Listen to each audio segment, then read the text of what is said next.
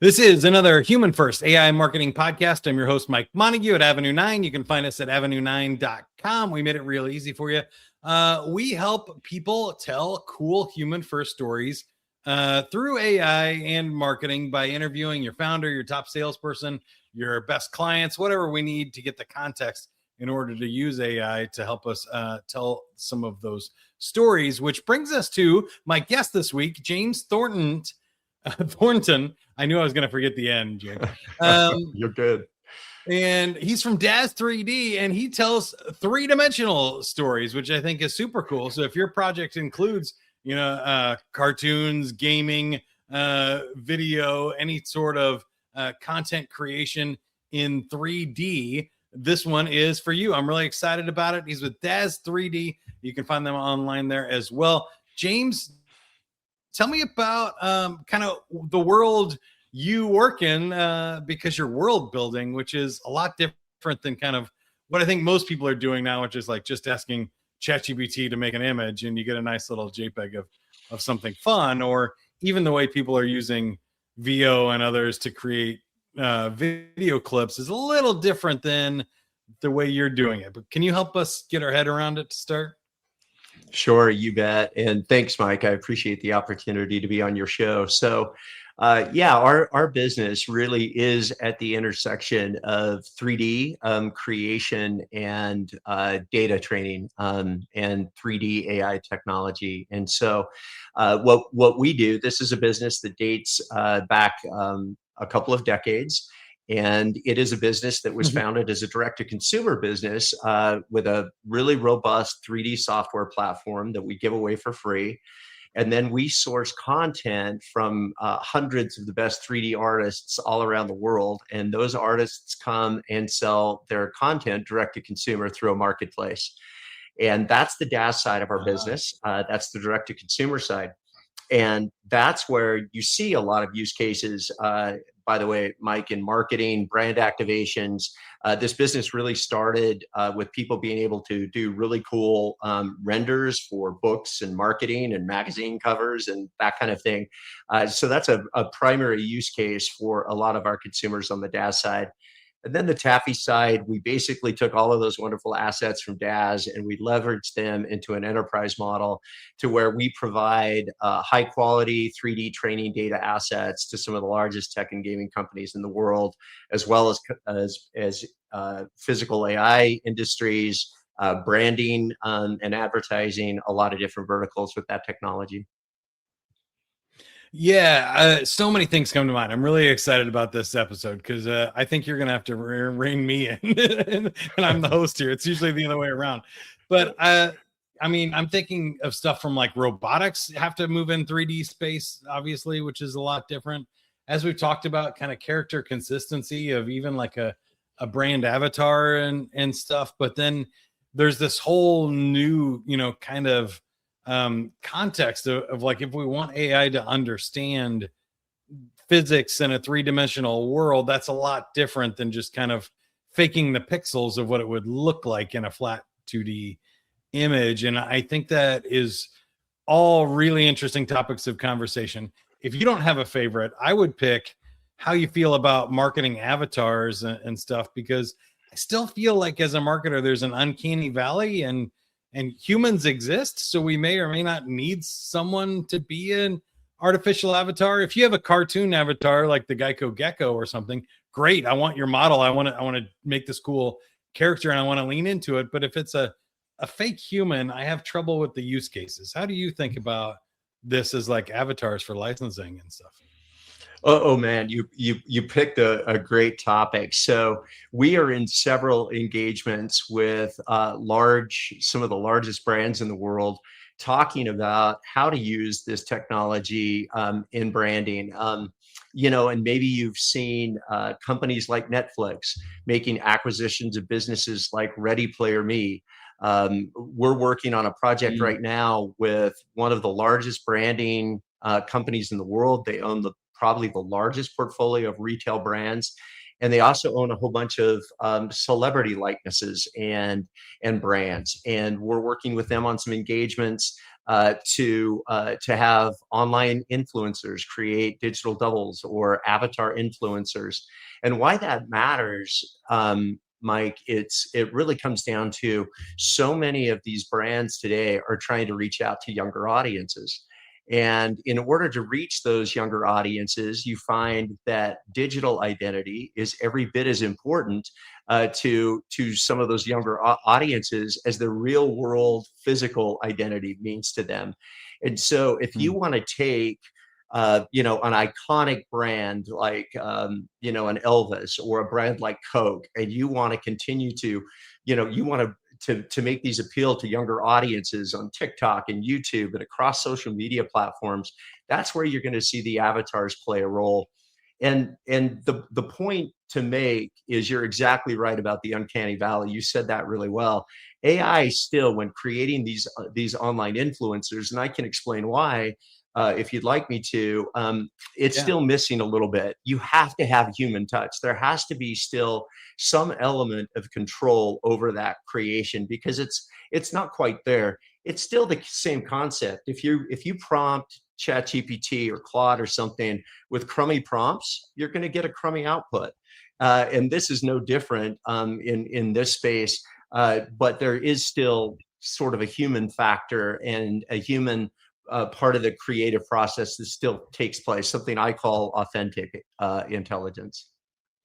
Yeah, and I want to dive into that, because that's one of the reasons I had you on the show here, is because you're not one of those who's trying to like replicate humans and replace them just because we can, or we're getting close and stuff. Because I think I get it, and I feel like I'm fairly grounded in reality, that like if you have a Mr. Peanut brand, or you want to create a Mr. Beast clone in a video game to be the character of Mr. Beast, and we don't expect it to actually be him, I think that's a lot different than we're going to clone Mr. Beast and make a YouTube video that everybody thinks is him, even though he's not in the room. That feels different to me. But I can see plenty of valid use cases where let's make Mr. Peanut look cool, do things like have a brand, create more content, make them speak Spanish, and have them interact in the real world, and cool things that we couldn't have otherwise done before now. And I don't think we need to spend our time replacing humans. But what's your take? And tell me how you got, more into authentic AI. Yeah, so I agree with you 100%, by the way. I think truly photorealistic avatars still creep me out a bit. And because I'm so deep into the space, I can tell the difference. In so many cases, the technology's advanced so fast that most people can't tell the difference. So when you get into this kind of deep fake kind of stuff, or you get into, people using AI avatars or AI characters or whatever to trick people and scam people, that's pretty crummy. We play in a realistic space. We can create realistic characters, but they're stylized, right? And there's a difference between photorealism and just having realistic, really good quality characters.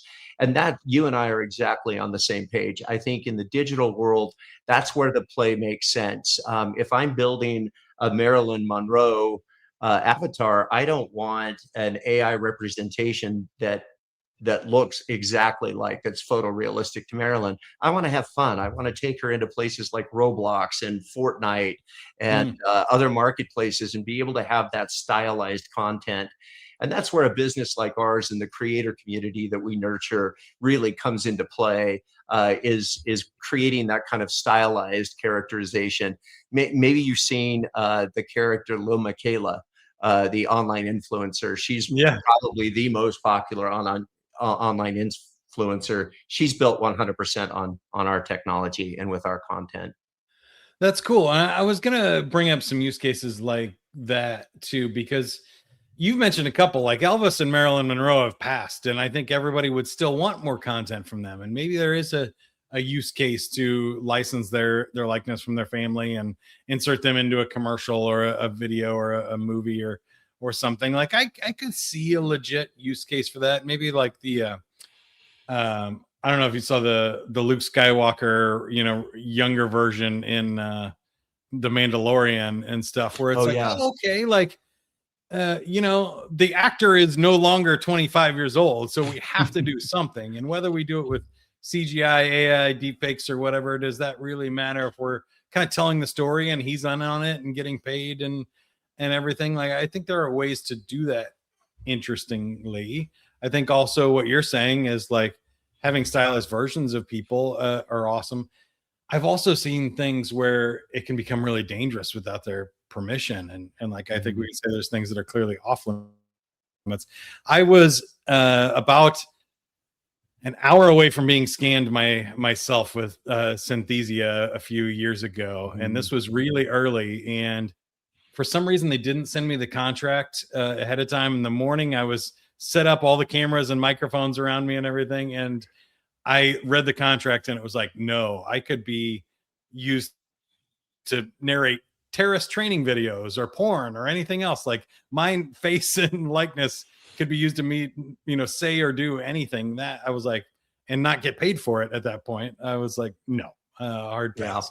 But it really brought to mind all these crazy cases. What do you think there's any like concerns for day-to-day people, or is it like more of what we're talking about for marketers these days, really thinking of kind of like the ethical questions around how we use it? Oh, I think it's both. I mean, if you think about, like everything or most things in AI, it can be the biggest existential threat or it can be the biggest opportunity. And I think that is absolutely 100% the case with identity. I mean, people can steal your voice. They can steal your likeness. I mean, I can create bunch of incredible headshots of you, Mike. If you give me like the 10 worst selfies you've ever taken of yourself, I can produce thousands. Please do. I need some help. I can produce thousands of headshots, right? And so the potential to trick people or scam people, it's not just about big identities or big personalities. It is at the heart of virtual identity for all of us. And one of the things that we do in our business is everything we do, if you think about our training data or you think about the content that we create, it's all rights clean. It's all owned by us. And it's a library of content, a library of data that is managed by us. So if Meta licenses with us to create content for within their Meta Horizon VR headsets, the training data that we provide for them is all owned and proprietary. It's all semantically labeled and annotated, but most importantly, it's rights clean. So this whole issue of AI going out and scraping to build things, and there being issues around legalities and so many things that we do today, all of these companies are like, if you own, let's say, a sports camera, and you're a mountain biker and you want to go out and mountain bike, I'm not mentioning any brands in particular, but just about every one of those companies are capturing that data, and it's an opt-out, right? It's no longer an opt-in. You don't choose to opt in. If you don't check the right box and you're using a cloud service, all of that data is being scraped and used. And so I think it's so important, as think about it in marketing, when you're building campaigns, being able to tell clients that everything you're building, especially if you're using AI tools to do that, it's all rights cleaned, owned data, and there's no potential risk or liabilities around IP infringement or stealing somebody's identity or lawsuits. I think it's a really, really important thing for us to keep in mind, that not only if you put garbage into an AI model, you're going to get garbage out. But if you put things that are not rights clean, that aren't proprietary into a model, you're going to run that risk. And somebody's going to take advantage of a lot of people if you don't think about that. And open yourself up to big lawsuits and stuff there too, when people do 100%. figure it out or the law gets settled and stuff. You started to transition there a little bit to more of your world. I appreciate you helping us do a little deep dive on that. But really your specialty in kind of 3D content, game building, world building stuff. And you've kind of mentioned a few things already, like VR, I think is very interesting and becoming sort of finally a reality for uh, things that are usable now, I guess I would say, more than just entertainment or novelty. It's starting to have function. And I'd love Mhm. to get your take. Whenever I have an expert like you on, I want to know what's happening now. What is a reality? And then maybe like we'll go play in the future and say like, oh, this is what we're building towards, or this is what people are using our 3D data for to hopefully build in the future. But I think for the average person, it gets all swirled up, and we're hearing about stuff that might be possible someday, and it doesn't always translate to what's usable and functional today. Sure. I mean, I can talk even more generally about AI trends if you'd like, or again, happy Yeah. to be really specific to our business and what we see in 3D. For to start there, maybe for a business like ours, most of the use cases that are really developing, you're seeing in things like game development or in large tech social media platforms and applications. Um, and I would say over the last month or two, what we're seeing is a pretty dramatic shift away from gaming and tech, not away from, but certainly starting to grow, I think, much more rapidly would be physical AI. It would be robotics. And where 3D on the AI side makes such a difference is when you think about things like, right now it's for robots, and you mentioned robots, it's big training around the hands. If I had the best robot in the world today walk to my front door and reach for that door handle to open the door, it's going to miss it about 3 or 4 out of 10 times. And so Wow. getting hand articulation and dexterity and that kind of training is really, really difficult to do. And you can't do that with going out and scraping the internet for images or 2D related data, or even scraping it for 3D kind of data. You have to have really structured, quality, fully rigged data that then can meet the demands around those kinds of physical AI work cases. The other big thing about what we do with 3D and how that intersects with AI is being able to take data that is grounded in real world, but then model it out in 3D and then create basically an infinite amount of derivatives. So what I mean by that is if I have a 5-second clip of somebody making a left-hand turn and hitting somebody on a bicycle in an intersection, I can take that clip, render it out in 3D, and I can create depth maps, and I could create edge case scenarios. I could make it snow, or I could make it dark. I could swap out the guy on the bike for a person walking a dog, or I could switch the lamppost at the intersection with a tree or something like that. So still grounded in real world data, which is really important. It then can be modeled in 3D. And then once you have that model in 3D, think of all the different varieties you can swap out, and all those different changes you can make and create additional data to train the model well. So that's sort of where our business is located. In the grander scheme of things, with AI, again, I think physical AI, entertainment, gaming, those are all going to be things that get completely disrupted by AI in general. I'm one of those people. If Mike, if you took 500 leaders, you probably have, as a matter of fact. I'm going to guess Yeah. if you ask those leaders the question of will AI create jobs or will it eliminate jobs? In my experience, that's split pretty much down the middle. What they would all agree on, I'm guessing almost unanimously, is that the companies and the employees that figure out how to make AI a layer in their business and in their workflows are going to have an advantage over those that don't.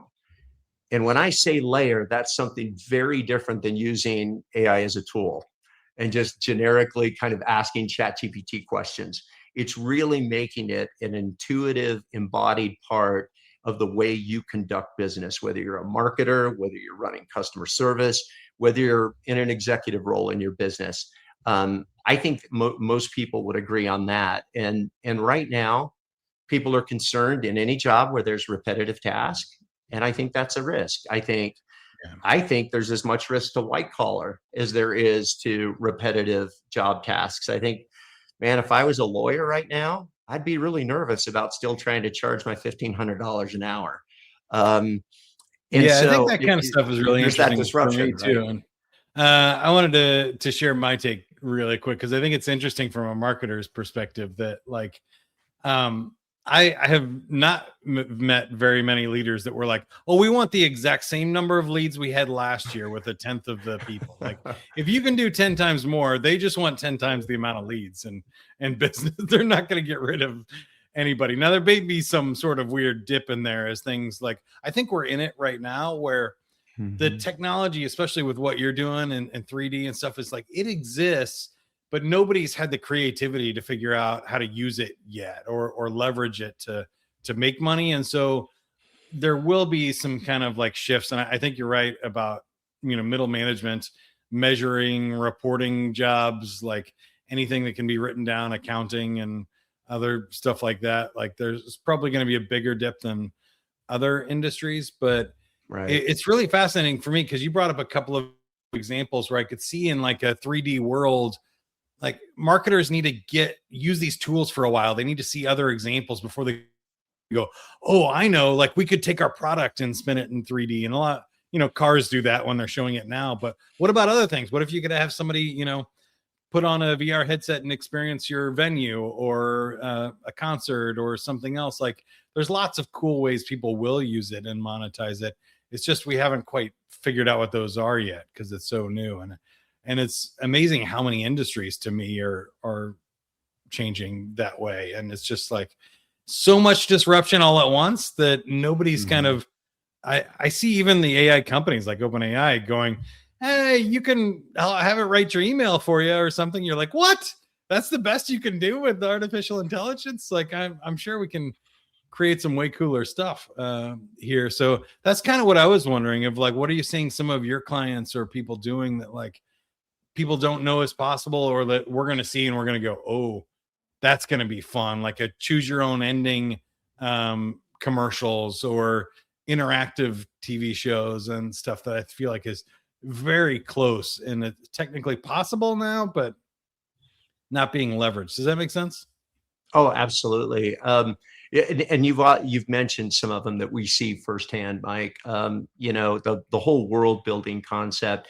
If you think about what it was like, gosh, I don't know, 15, 20 years ago, the way we consumed entertainment, we went to the movie theaters, we had our network television, our 3 or 4 channels that we watched. And you think about how cable completely disrupted that. And then you think about how streaming completely disrupted cable.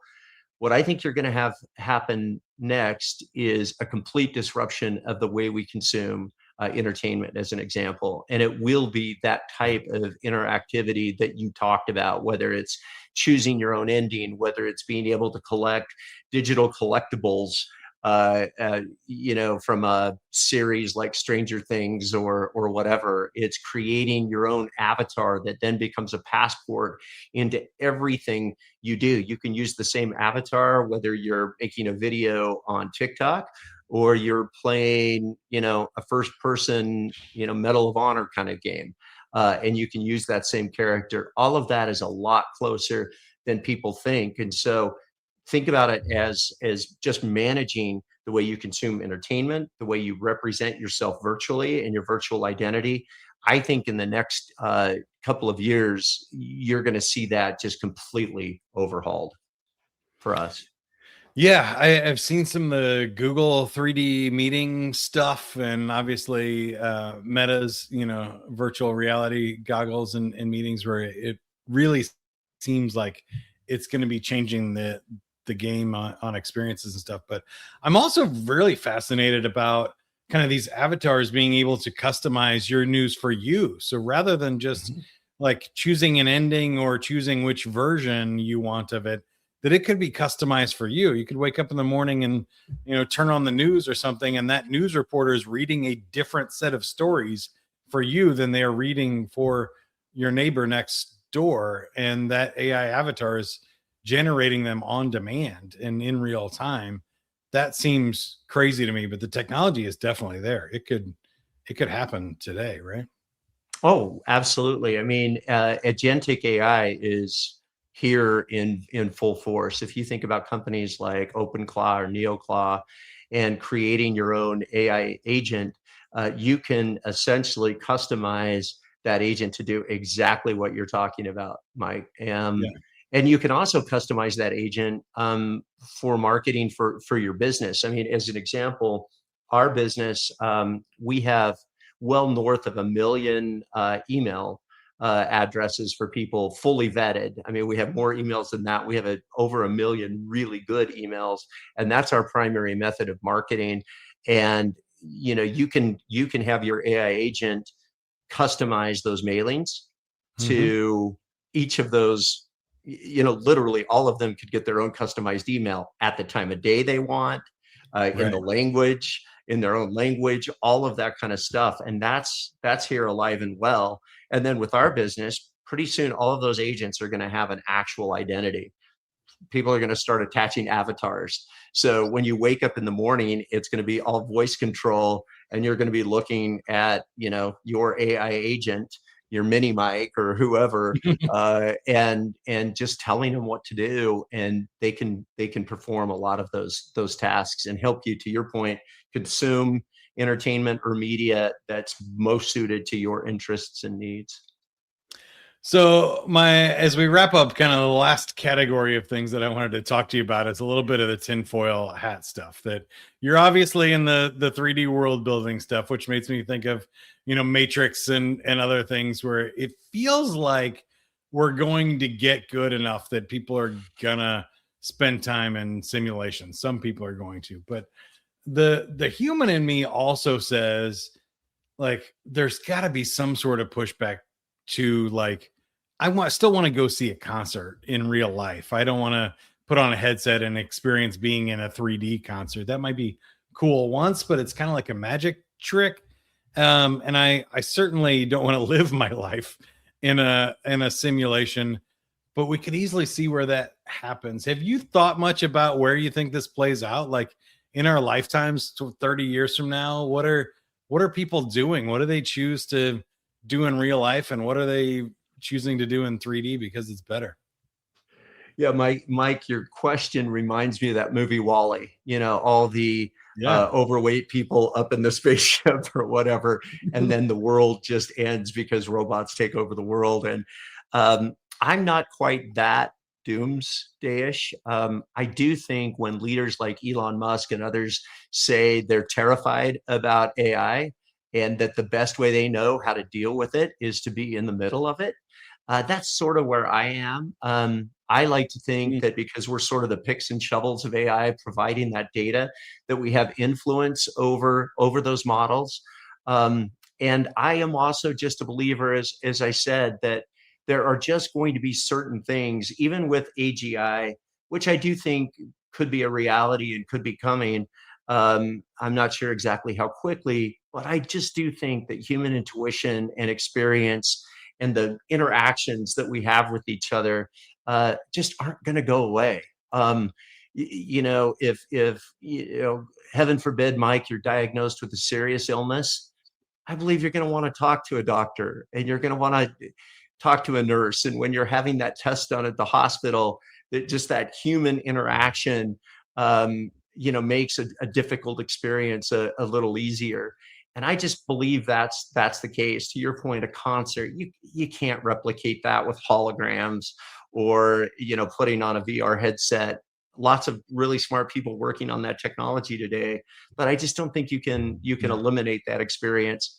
I think that's the case with the job market too. I encourage all of your listeners to embrace AI and to make that part of their workflows, to make it a layer in how they run their businesses and do their jobs. But don't sell yourself short either, folks. I mean, I think it really matters that your intuition and experience blended with a way to be more efficient is really where this is going. So I have a much more optimistic view. Yeah, I 100% agree with that answer. The way I explain it is sort of like a vending machine versus a private chef experience, or cooking your own meal. Like, just because vending machines exist doesn't mean you don't want to cook your own dinner, or you wouldn't hire a James Beard award winning chef to cook you and your spouse an anniversary dinner. Like, that experience still exists, and it's different. And there's a place for fast food and for, restaurants and sit down dining or takeout. Like, there's a reason why they all exist at the same time, is because there's different needs and tastes and preferences. And so there are some things that might hit better in virtual reality, or be cooler, or experience something you couldn't experience before. Like, I don't know, seeing the northern lights from outer space. That's not going to happen for me. So if I can put on a VR headset and see that, that seems pretty cool. But like, again, having an anniversary dinner with your partner, probably not something you want to do in VR. That's better in person, and I'm guessing always will be. So I hope that it works out that way. I hope that they're all just additive experiences, and we get to choose. And I have a feeling some people will mess it up. They'll try to do things in virtual, just like marketers mess it up and they spam people and go too far and try and take shortcuts. But I think there's always trade-offs and consequences for that. And I appreciate you helping us think through some of those and talk about it today, especially in the world of 3D and gaming and stuff, because I think a lot of people are snoozing on this. Everybody's focused on generative AI, and they're not focused on machine learning, automation, robotics, predictive analytics, all kinds of crazy things that are outside of the generative AI. So it was a fun conversation. When you think of that, any other final thoughts for us? Ways you can help us think about it, or we can help you? No, I think it was very well said, what you just said, Mike, and it's been a pleasure to join your show. And if I can ever be of a help to you or your listeners, they can feel free to reach out to me. And who's your ideal client? Who's the people that should be reaching out to you, because you can help them better than anybody else? Yeah, so on the individual side, it's just creators, people that want to create 3D content for either even a hobby, or they have a use case for it, and they can reach us at daz3d.com, or any company looking for good training data to train their AI models. They can also reach us at daz3d.com and look under our AI solution tab. Yeah, that's awesome. It's /AI-training-data. Lots of cool stuff there, but go check them out. James Thornton and Daz 3D. Thank you so much for being with us. Great conversation. And again, I'm Mike Montague with Avenue 9, avenue9.com. Don't forget to subscribe to the Human First AI Marketing Podcast on YouTube or wherever you get your podcasts. And if you have any suggestions for future guests, topics that you think we should explore, or anything I can do to help you create some cool Human First AI marketing, don't hesitate to reach out. Mike Montague on LinkedIn, or Mike at avenue9.com. Until next time, keep going. Bye, everybody.